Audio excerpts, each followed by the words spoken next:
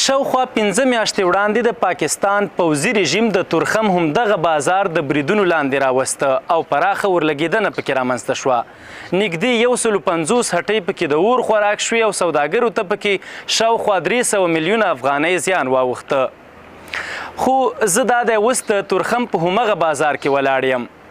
له څو میاشتو وروسته همدغه هټۍ بیرته رغېدلې دي.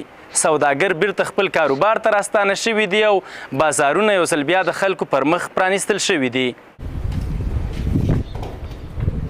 او اوس حالات هم نورمال شوي دي، عادي حالات دي. نور بازارونه هم خلاص شوي دي. نو بعض یو نیم کانټینر دي، هغه د تجارانو هغه کانټینر هم خلاصیږي او د نور ولایتونو نه هم اوس خلک لږ لږ راخوځېږي.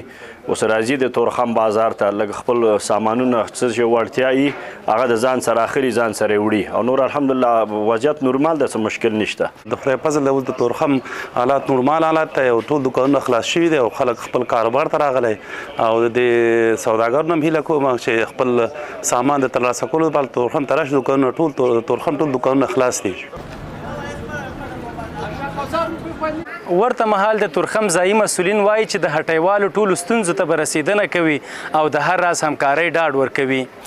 موږ خو ټولو هیوادوالو ته خصوصا دلته چې په تورخم بازار کې کوم تجاران کاروباریان کار کوي موږ پوره ډاډ او اطمینان ورکوو. تورخم ښاروالي دوی تر شا ولاړه ده او انشاءالله چې څومره وسه یې د دوی د تورخم ښاروالۍ په وس کې کیږي هغومره همکاري به ورسره کوو انشاءالله.